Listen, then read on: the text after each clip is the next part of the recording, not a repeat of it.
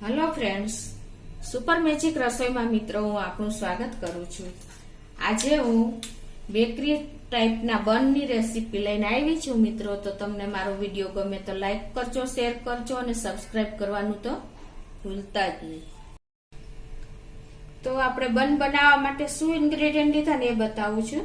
એમાં મેં 2 કપ મેંદો લીધો છે અને 3 ટેબલસ્પૂન મેં દળેલી ખાંડ લીધી છે, 4 ટેબલસ્પૂન મિલ્ક પાવડર લીધો છે, 3 ટેબલસ્પૂન દહીં છે, સફેદ તલ છે, કાળા તલ છે, 2 ટેબલસ્પૂન સનફ્લાવર ઓઇલ લીધું છે, અડધી ટીસ્પૂન સોડા છે, 1 ટીસ્પૂન બેકિંગ પાવડર છે અને 3/4 કપ આપણે રૂમ ટેમ્પરેચર દૂધ લીધું છે। તો આટલા ઇન્ગ્રેડિયન્ટ આપણે બન બનાવવા માટે જોશે।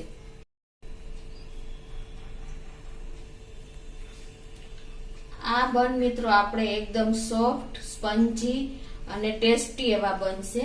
એ પણ આપણે ઈસ્ટ વગર અને આપણે ગેસ ઉપર જ બનાવવાના છે, ઓવન વગર જ। તો તમે છેલ્લે સુધી મિત્રો આ રેસીપી જોજો। તો હવે આપણે પહેલા બનનો ડો તૈયાર કરીએ। એના માટે આપણે આવી રીતે પહેલા 2 કપ જે મેંદો લીધો છે ને એને આપણે આવી રીતે ચાળણીમાં લઈ લેશું।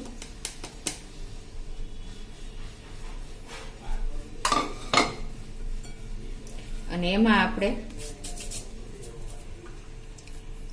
અડધી ટીસ્પૂન આપણે સોડા નાખશું,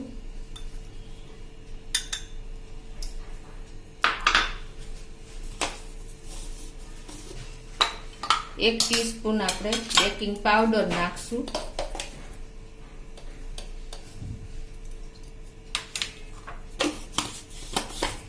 અને 3 ટેબલસ્પૂન આપણે દળેલી ખાંડ લીધી છે એ નાખી દેશું।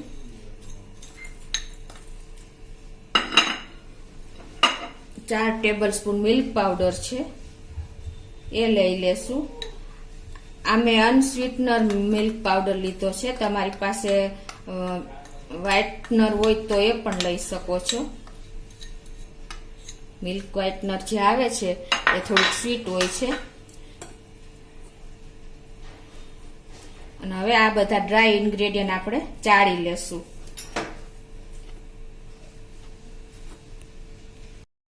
અને 2 પિંચ આપણે આમાં થોડું મીઠું પણ એડ કરી દેશું। હવે આ બધા આપણે ડ્રાય ઇન્ગ્રેડિયન્ટ આવી રીતે ચાળી લેશું। તો આ રીતે આપણે ડ્રાય ઇન્ગ્રેડિયન્ટ ચાળી લીધા પછી આપણે વચ્ચે નાની એવી સ્પેસ કરીને આપણે એમાં 2 ટેબલસ્પૂન આપણે આ સનફ્લાવર ઓઇલ લીધું છે એ નાખશું।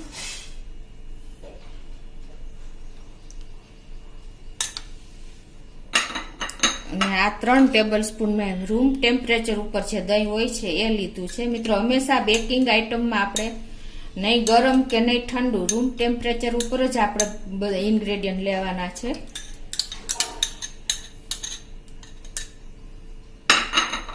હવે આ બધું આપણે મિક્સ કરી લેશું।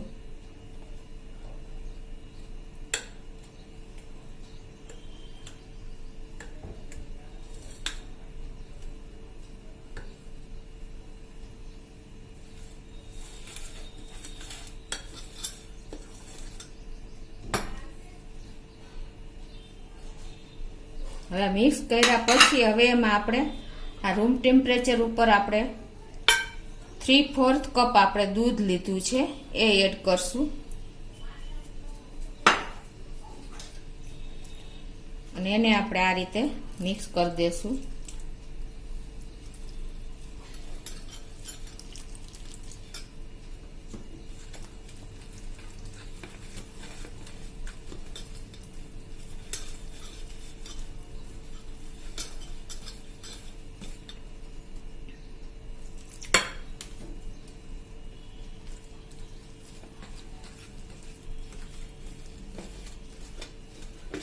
મિત્રો આપણે આ ઈસ્ટ વગર બન બનાવવાના છે એટલે આપણે આમાં બેકિંગ પાવડર, બેકિંગ સોડા અને દહીંનો ઉપયોગ કર્યો છે।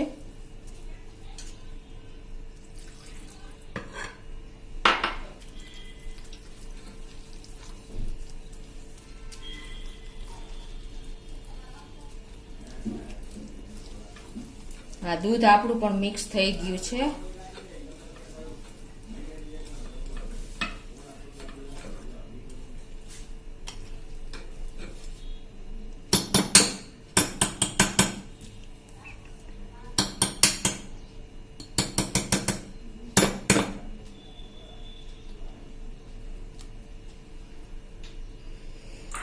હવે આને આપણે હાથેથી જ આવી રીતે ફોલ્ડ કરી લેશું, કેમ કે આપણે આને લોટની જેમ વજન દઈને આપણે હળવા હાથે જ કરવાનું છે. લોટની જેમ આપણે વજન દઈને નથી કરવાનું.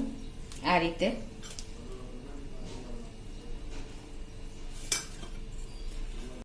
તો આ રીતે આપણે ફોલ્ડ કર્યા પછી હળવા હાથે જ આપણે એને આ રીતે ફોલ્ડ કરી લેવાનો છે. હવે એને આપણે થોડીક વાર નીટ કરવો પડશે.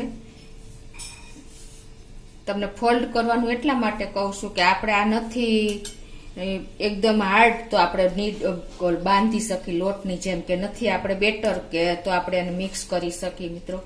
એટલે આ રીતે આપણે ફોલ્ડ જ કરવાનો છે. હવે એને હું 5 મિનિટ માટે નીટ કરવા માટે હું પ્લેટફોર્મ ઉપર લઈ લઉં છું. તો એ રીતે આપણે તમે ઓઇલ કરીને પણ નીટ કરી શકો છો, પણ અત્યારે હું મેંદાથી ડસ્ટ કરીને જ બેટર આપણે નીટ કરી લઉં છું.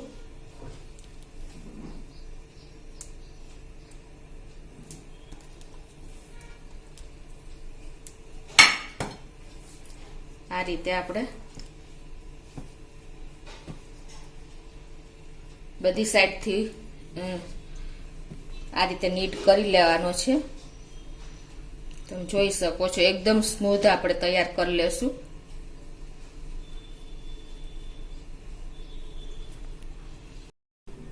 તો આ રીતે આપણે 5 મિનિટ એને નીટ કરીને સોફ્ટ એકદમ સ્મૂધ કરવાનો છે આપણે ડો. આ રીતે આને આપણે લોટની જેમ હાર્ડ નથી, આ વજનવાળા હાથે નથી બાંધવાનો, પણ આ રીતે જ તમારે ફોલ્ડ કરીને જ નીટ કરવાનો છે. તમે જોઈ શકો છો. તો આ રીતે 5 મિનિટ આપણે નીટ કર્યો છે ને એકદમ જો આપણો ડો એકદમ સ્મૂથ થઈ ગયો છે.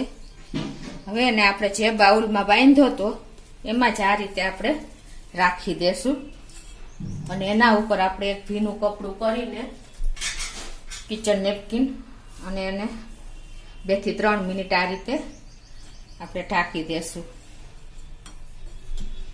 તો મિત્રો આપણે પેલા આ ઓવનમાં આપણે નથી બનાવવાના, કડાઈમાં કરશું આપણે બંધ. એટલે એના માટે આપણે પેલા પ્રીહીટ આપણે કડાઈ કરી લેશું એકદમ સ્લો ફ્લેમ ઉપર જ, અને એને આપણે 10 મિનિટ પ્રીહીટ થવા દેશું.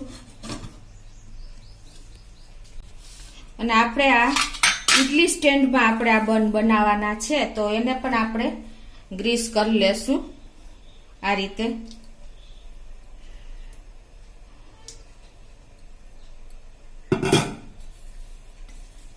અને એને આપણે પેપર નેપકિન થી થોડાક વધારે ઓઇલ થઈ જાય તો લૂછી નાખવાના આ રીતે. તમે આમાં બેકિંગ પાવડર બેકિંગ પેપર મૂકીને પણ તમે તૈયાર કરી શકો છો, પણ અત્યારે હું ઓઇલ કરી રહીશું. હવે આપણે આ જે ડો તૈયાર કર્યો છે એને આપણે લઈ લેશું અને એને આ રીતે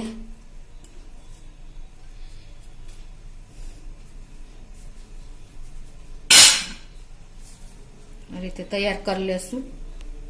હવે આપણે આ ડોને 6 પોર્શનમાં આપણે ડિવાઈડ કરી લેશું આ રીતે એક સરખા.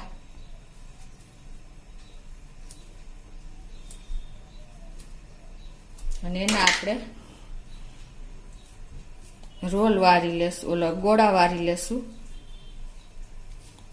આ રીતે. તમારે મિત્રો ઉપરથી એટલે કે ઉપરથી નીચે તરફ આપણે આ રીતે એને ટગિંગ કરતું જવાનું છે, એટલે એકદમ સરસ આપણા બન તૈયાર થઈ જાય.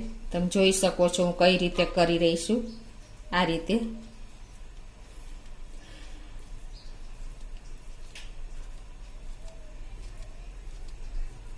આ રીતે તમે બોટમથી ડાઉન સાઈડ તમે આ રીતે ટગિંગ કરશો ને એટલે આપણા બન એકદમ તૈયાર થઈ જશે. અને એને હવે આપણે આ રીતે ઇડલી સ્ટેન્ડમાં સેટ કરી દેશું. તમે જોઈ શકો છો.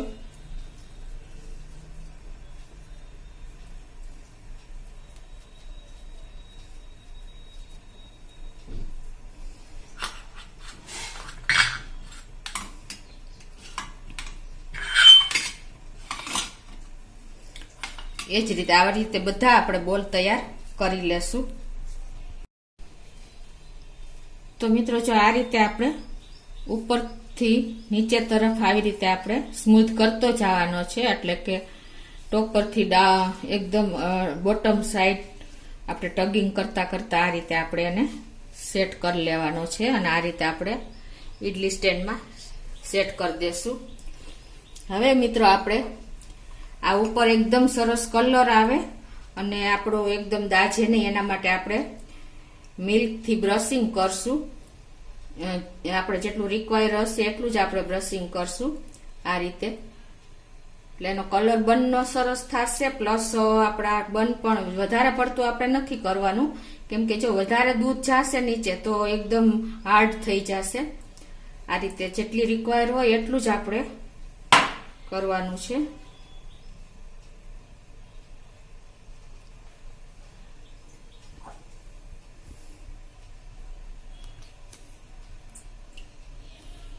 એમાં આપણે ઉપરથી થોડા કાળા તલનું સ્પ્રિંકલ કરશું આ રીતે.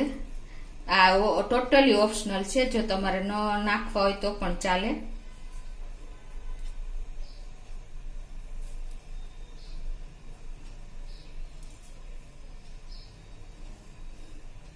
અને થોડાક આપણે સફેદ તલ પણ નાખશું.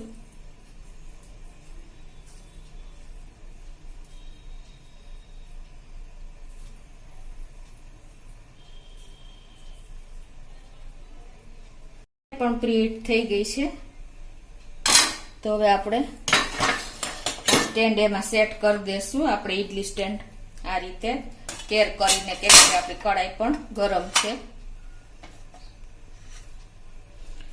અને હવે આને આપણે 10 મિનિટ આપણે મીડિયમ ફ્લેમ ઉપર રાખશું અને 10 મિનિટ પછી આપણે 30 થી 35 મિનિટ આપણે એકદમ સ્લો ફ્લેમ ઉપર રાખશું. હવે 10 મિનિટ થઈ ગઈ છે આપણે મીડિયમ ફ્લેમ ઉપર રાખ્યા અને બંધ. હવે આપણે એકદમ સ્લો ફ્લેમ ઉપર 30 થી 35 મિનિટ કે જરૂર હોય તો 40 મિનિટ પણ આપણે રાખશું. હવે એકદમ સ્લો ફ્લેમ મેં કરી નાખી છે. અને મિત્રો બીજું કે તમારી પાસે જો ઇડલી સ્ટેન્ડની આપેલી જારી ના હોય ને તો તમે આવી કોઈ પણ નાની સાઈઝની કટોરી લઈને અને તમે એને ડીશમાં સેટ કરીને પણ તમે કડાઈમાં આવી રીતે બન તૈયાર કરી શકો છો. તો આપણે ટોટલી જો 45 મિનિટ થઈ ગઈ છે આપણે બન મૂક્યા એને કડાઈમાં. તો આપણા બન પણ જો રેડી થઈ ગયા છે. તો હવે આપણે ગેસ બંધ કરી દેશું અને હવે એને આપણે બહાર લઈ લેશું.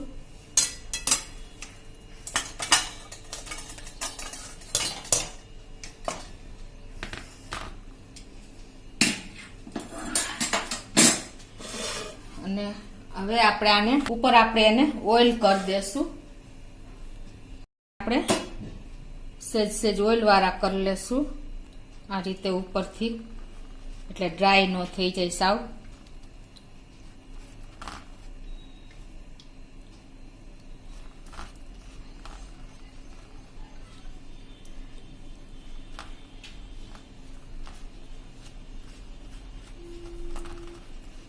હવે ઓઇલ કર્યા પછી આને આપણે ભીનું કપડું કરીને આ રીતે આપણે એને ઠંડા થવા દેશું આ રીતે.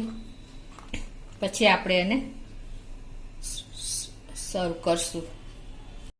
તો આપણા બન પણ જો રેડી થઈ ગયા છે અને એકદમ અનમોલ્ડ પણ થઈ ગયા છે. જુઓ તમે ઓલ ઓવર એકદમ સરસ શેકાઈ ગયા છે અને સોફ્ટ પણ એવા જ થયા છે, બેકરી જેવા. જુઓ આપણે પ્રેસ કરી છીએ તો પાછા મેઇન કન્ડિશનમાં આવી જાય છે. જુઓ તમે ઈસ્ટ વગર આપણે ઓવન વગર આટલા સરસ પાવ આપણા તૈયાર થાય છે. તો હવે આપણે એને સર્વ કરી લઈએ. મિત્રો આ બન તમે ચા જોડે કે આપણે કાંઈ પણ બનાવવું હોય તો એમાં એન્જોય કરી શકો છો. અને હવે એને કેવી રીતે સ્ટોરેજ કરવાને એ પણ હું તમને બતાવી દઉં. આ રીતે તમારે એક એરટાઈટ ડબ્બો લેવાનો છે અને એમાં આપણે આ યુનિરેપનું આપણે એક પેપર રાખી દેવાનું કેમ કે યુનિરેપ આપણે બધે કામ લાગે છે. આ રીતે એકદમ ફ્રેશ રહે છે. તો આ રીતે તમે જેટલા ડબ્બામાં આવે એટલા આવી રીતે રાખીને તમે આને એરટાઈટ પેક કરી શકો છો અને લાંબો ટાઈમ સુધી તમે આને રાખી શકો છો મિત્રો. સોફ્ટ કેટલા થયા ને એ પણ હું તમને બતાવી દઉં. તમે જોઈ શકો છો. જો એકદમ આપણે બેકરી જેવા જ જો સોફ્ટ થયા છે ને, જો એકદમ જાળીદાર અને એકદમ પાછા સોફ્ટ થયા છે. તો તમને ચોક્કસ મારો વિડીયો ગમ્યો હશે મિત્રો, અને તમને મારો વિડીયો ગમે તો લાઈક કરજો, શેર કરજો અને સબસ્ક્રાઈબ કરવાનું તો ભૂલતા જ નહીં.